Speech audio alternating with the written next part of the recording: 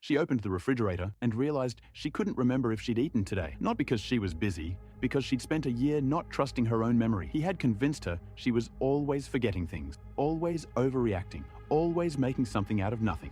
And she believed him because he said it so calmly, so certainly, like it was just a fact he was reminding her of. That specific thing, that calm, confident rewriting of someone else's reality, has a name, a mechanism, a clinical framework. And today, we're going through all of it. 9 specific red flags, the neuroscience of why it works, and exactly how intelligent, perceptive people end up in rooms where they can't trust their own memory.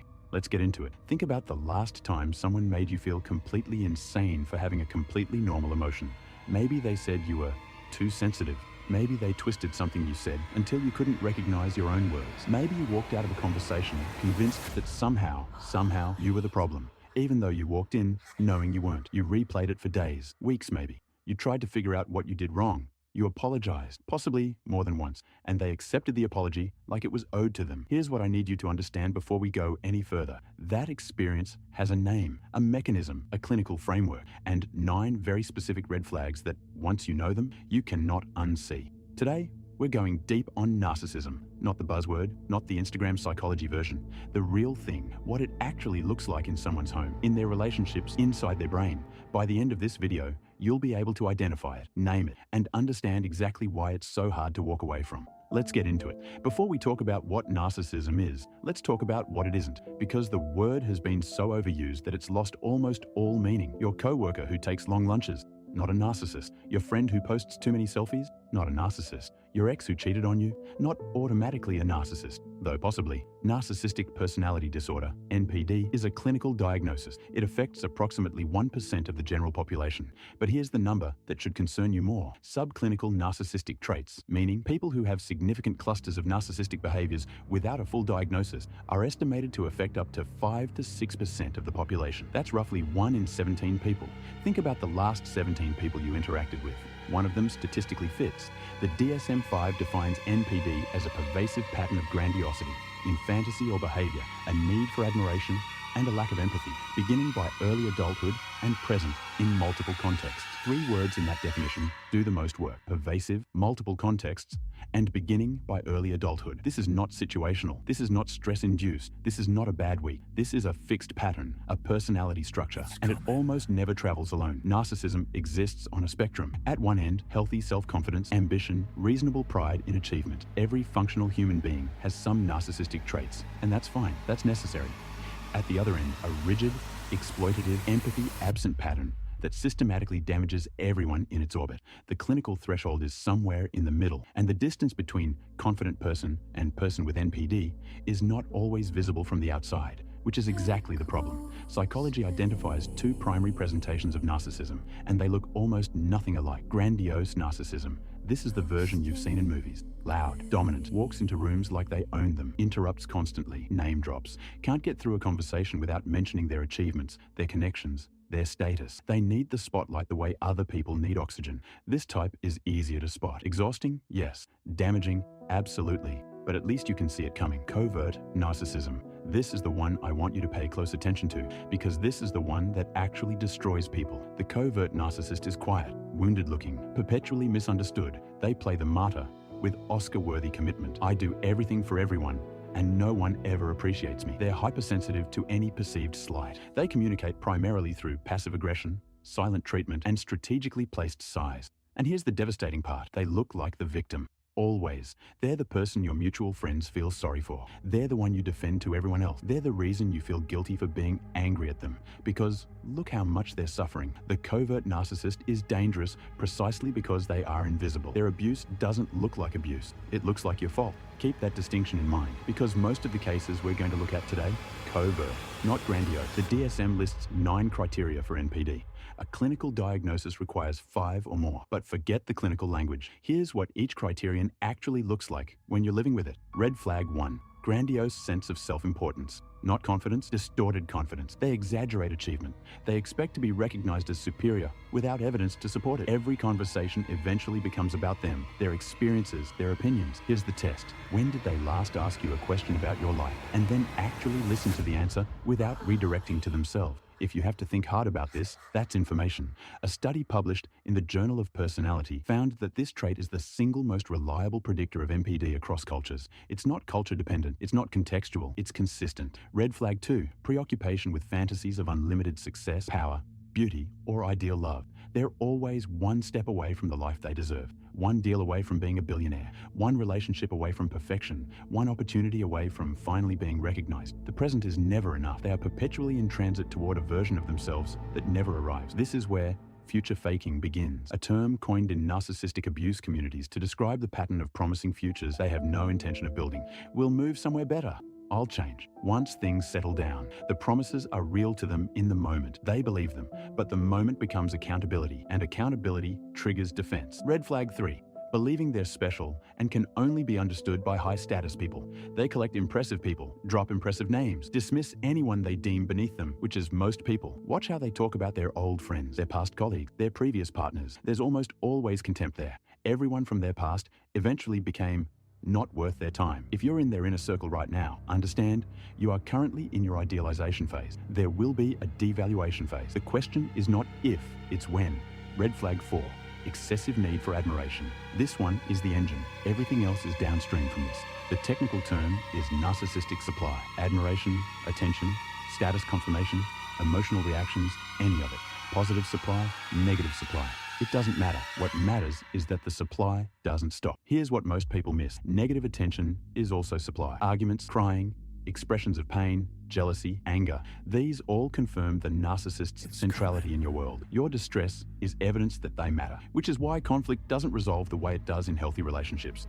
Conflict isn't a problem to be solved, it's a supply source. Cut off the supply completely. No reaction, no engagement, no visible emotion, and watch what happens. They will either escalate dramatically or disengage entirely. Both are revealing. Red flag 5, sense of entitlement. Rules are for other people. Your time is less valuable than theirs. Consistently, not occasionally. They borrow things without asking. They're late without apology.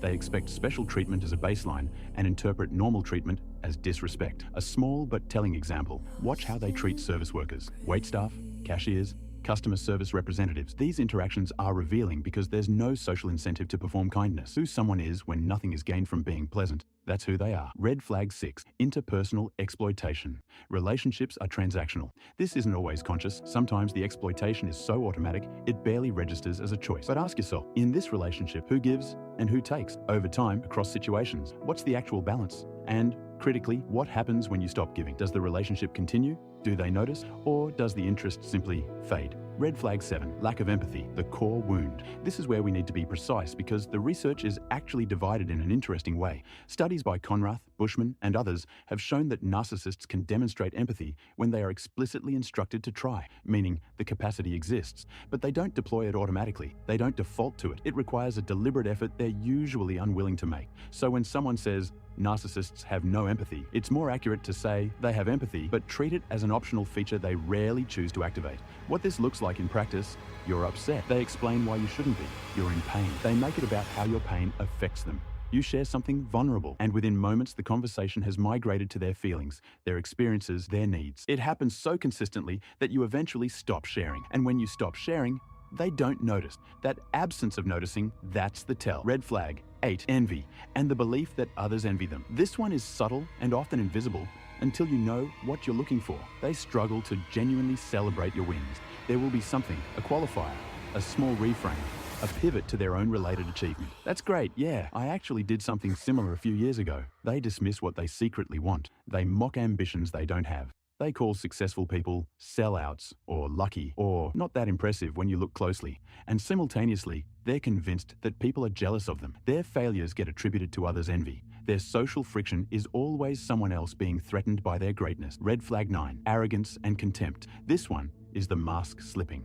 Early in a relationship with a narcissist, this is carefully managed. It leaks in small ways, a tone of voice, a dismissive comment about someone else, a moment of visible disdain. Over time, as the relationship deepens and the narcissist feels more secure in their hold, the contempt becomes less managed. It starts being directed at you, not just other people. The affection comes with conditions now. The criticism becomes direct. People who've been in these relationships long-term describe this as the switch, the point where the person they fell for seemed to become someone else. But here's the truth. The contempt was always there. They just stopped hiding it. Here's the problem with knowing the red flag. By the time you've lived with a narcissist long enough to need this information, you probably can't trust your own perception anymore. That's not an accident. That's the point. That's gaslighting. The term comes from the 1944 film Gaslight, in which a husband slowly manipulates his wife into believing she's losing her mind. He dims the gaslights in their home. She notices. He tells her she's imagining things. He moves objects and denies it. He isolates her from friends who might confirm her reality.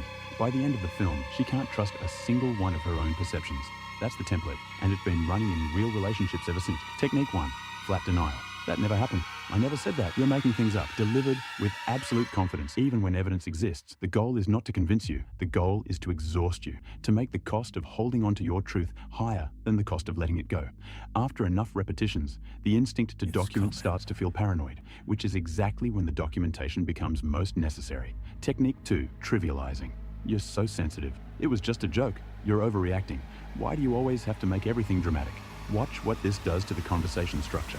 Your emotional response becomes the subject. The behavior that caused it disappears. Now you're defending your reaction instead of addressing the original issue. The goalposts have moved and you didn't even see it happen. Technique 3, diversion. You raise a concern. They respond with a completely different concern, usually about something you did. Suddenly, you're defending yourself. The original conversation is gone. This is so effective because it exploits your fairness. You feel obligated to address what they raised before returning to your point, but there will always be something else to address. The deflection is infinite. Technique 4, forgetting and denial of past agreement. We never agreed to that. I don't remember saying that. You must have misunderstood.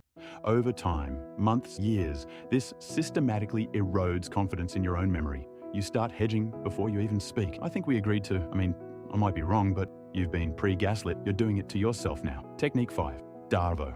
This one has a name, and I want you to remember it. DARVO. Deny, attack, reverse victim and offender. It was coined by psychologist Jennifer Freed, and it describes a specific response pattern used when a narcissist is confronted. You confront them about a behavior. They deny it, they attack you for bringing it up. And then, the move that makes people feel like they're going crazy, they position themselves as the real victim of the interaction. You came in with a grievance. You leave comforting them.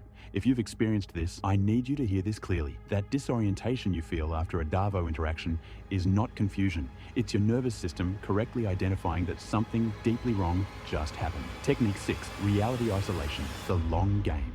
Gradually, the narcissist introduces doubt about every source of external reality confirmation you have. Your friends don't really understand you. Your family has always been a bit toxic, haven't they? That therapist doesn't know what they're talking about. That book you're reading is too simplistic. One by one, every anchor to an outside perspective gets undermined, until the only perspective you have consistent access to is theirs. This is not always a conscious strategy, but it is a consistent pattern across narcissistic relationships. The isolation serves the supply. The more isolated you are, the more dependent you become. The more dependent, the more supply. This is not metaphorical damage. This is measurable, neurological, documented.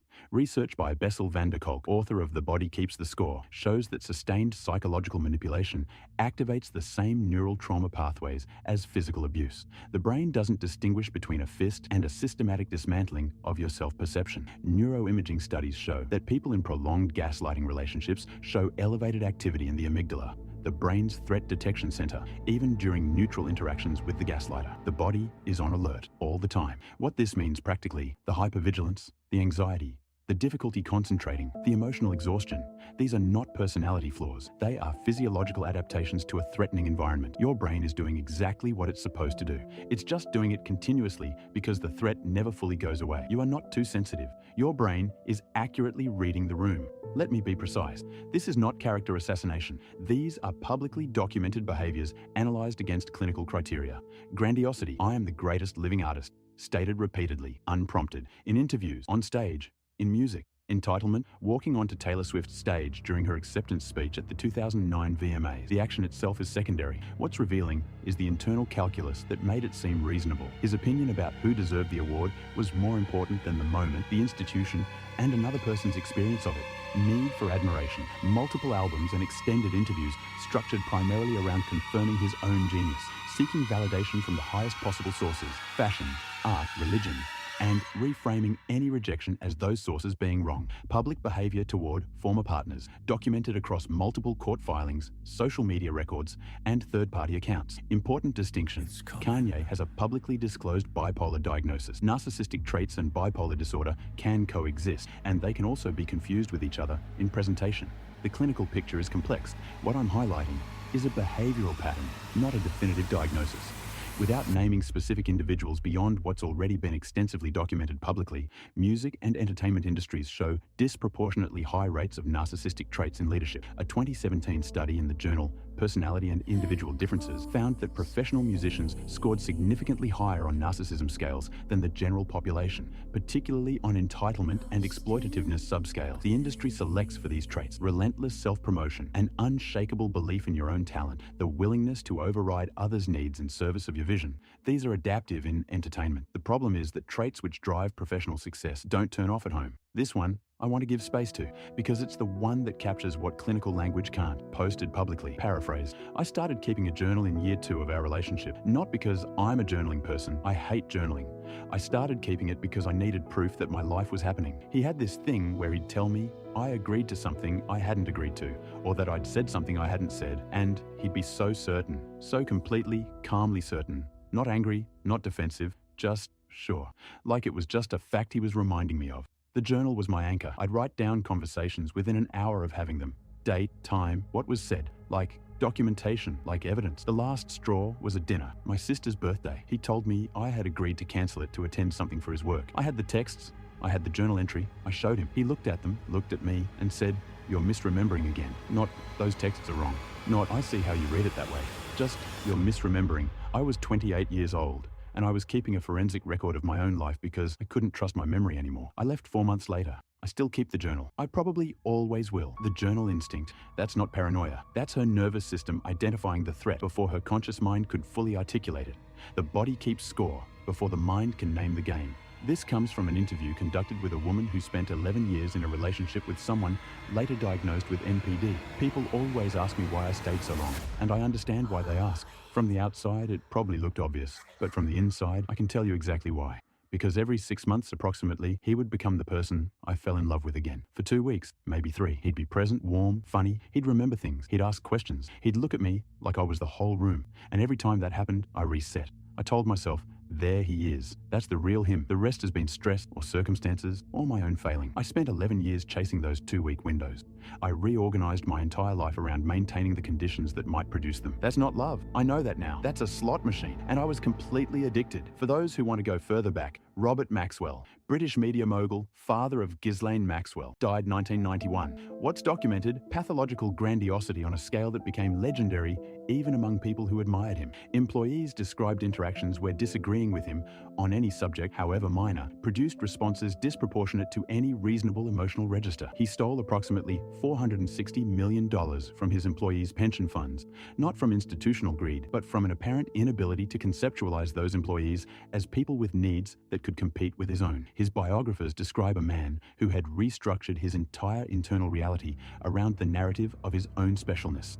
Contradictions weren't processed. Failures were externalized. People were instruments. He is an extreme case. But extreme cases are useful because they show us the end point of a spectrum that starts much, much smaller. Here's where it gets genuinely fascinating and genuinely uncomfortable, because when you look at what neuroimaging studies show about the narcissistic brain, the picture is not what most people expect. A 2013 study published in the Journal of Psychiatric Research conducted fMRI scans on individuals with NPD. The findings challenged a lot of assumptions. The region showing the most significant structural difference, the anterior insula, an area associated with compassion and emotional processing. People with NPD showed notably less gray matter density in this region compared to controls. But more interesting, the prefrontal cortex associated with self-regulation and impulse control also showed reduced activation patterns in certain contexts. What this suggests is not a monster who chose to stop caring. What it suggests is a person whose capacity for emotional processing and self-regulation is genuinely, structurally compromised. That doesn't excuse the behavior,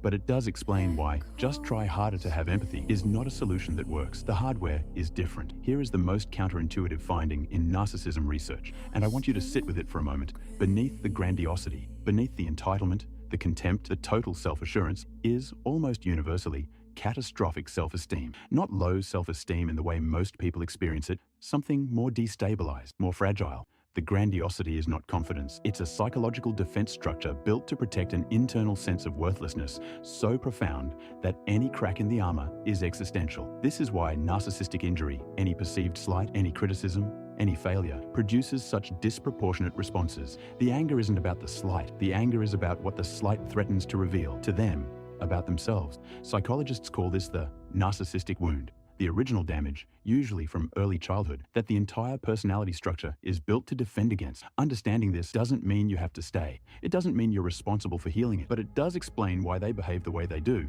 and why they genuinely cannot do otherwise without significant, prolonged therapeutic intervention, which, by the way, most narcissists never seek, because seeking help requires admitting vulnerability, and admitting vulnerability is the thing the entire system exists to prevent. The question people always ask, usually with an edge of judgment, is, why didn't they just leave? I want to answer that properly, not with platitudes, with the actual mechanisms, intermittent reinforcement. This is the most important concept in understanding narcissistic relationships, and it comes from B.F. Skinner's behavioral research in the 1950s. Skinner showed that the most powerful conditioning occurs not through consistent reward, but through unpredictable reward. Variable ratio reinforcement schedules produce behavior that is the most resistant to extinction.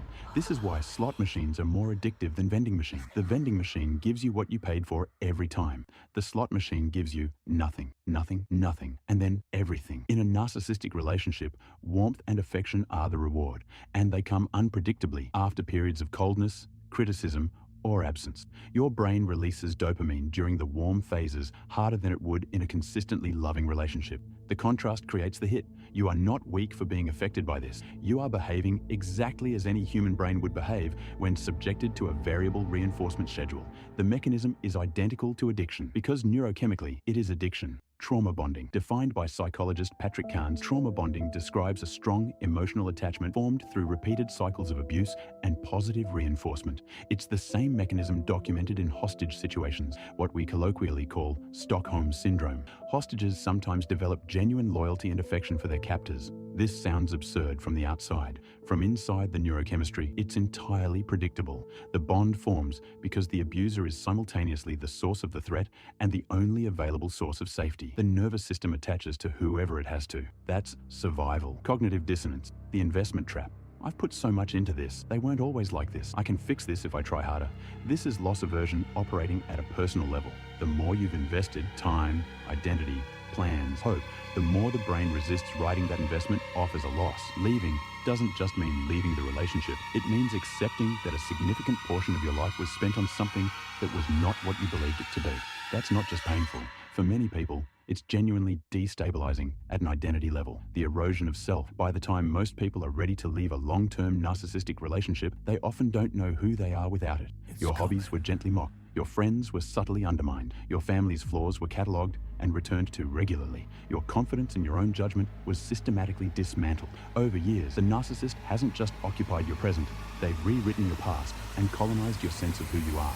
Leaving doesn't just remove a person, it removes the structure you've been living inside. And that vacuum, that sudden, disorienting absence of even a painful structure, is one of the most genuinely terrifying things a person can face. I'm not going to give you a 10 steps to heal list. That's not how this works. But I want to give you the things that the research actually supports. Name it. The framework is the first intervention. The moment you have language for what's been happening, gaslighting, DARVO, narcissistic supply, intermittent reinforcement, the confusion begins to resolve. Not the pain, the confusion. Those are different things, and both matter. When you can name what someone is doing, you can separate their reality from yours. That separation is where recovery starts. Document. Keep records, not necessarily for legal purposes, though sometimes that too. For yourself. The woman in case 3 understood something intuitively that research supports. External records are an anchor when internal memory has been compromised. Write things down. Screenshots, journals, date-stamped voice memos, not paranoia. Calibration. The grey rock method. If you cannot leave immediately, and many people can for financial, legal, or safety reasons,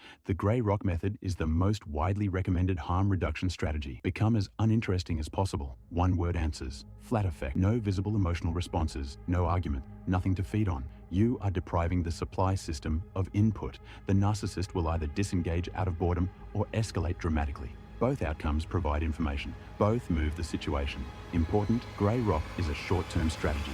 It is not sustainable long-term and should not be used as a substitute for an exit plan. No contact or strict minimum contact. The research here is consistent across multiple studies and clinical frameworks. There is no evidence-based pathway to a healthy long-term relationship with someone with untreated NPD. This is not pessimism. This is data. Change in NPD requires years of specialized therapeutic intervention, genuine willingness to change, and consistent work. And the base rate of narcissists who pursue this is very low for the reasons we covered in the neuroscience section. No contact is not giving up. It is recognizing that you cannot fix someone else's brain structure through love and effort. You cannot outgive a system built on taking, the rebuilding. This is the part that takes the longest and gets talked about the least. Who were you before? What did you like before they told you it was stupid? What did you trust about yourself before the doubt was installed? These questions don't have fast answers. Recovery from narcissistic abuse is measured in months and years, not weeks. It often involves professional support, specifically therapists familiar with narcissistic abuse dynamics, because not all therapists are,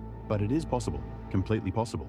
The self that was there before is still there. It's been suppressed, not destroyed. The research on post-narcissistic abuse recovery is actually, and this surprised me, somewhat hopeful. People who go through this and come out the other side frequently describe a quality of self-awareness and emotional intelligence that they didn't have before. That's not nothing. We started this with a woman standing at her refrigerator, not remembering if she'd eaten, not because she was busy, because someone had spent years quietly convincing her that her memory couldn't be trusted. That's not a dramatic story. That's a Tuesday. And if you watched this whole thing, you probably know why you watched it. Maybe it's someone specific. Maybe it's a relationship you're still in. Maybe it's one you left years ago and never fully understood until right now. I want to say this once clearly. The fact that someone you loved had these traits does not mean you missed something obvious. Narcissists are often the most charming people in any room. The mask is not amateur work. It is not an accident that intelligent, perceptive, emotionally generous people end up in these relationships. The system is designed for exactly those people. You didn't fail to see it. You trusted someone who was built to be trusted. Resources are in the description. If any part of this felt personal, please use them. This is not something you have to sort alone. I'm Mind Crime. Every week, dark psychology, real science, the things nobody explains properly. If this video helped you understand something you've been trying to name for a long time, subscribe, because next week we go somewhere even darker.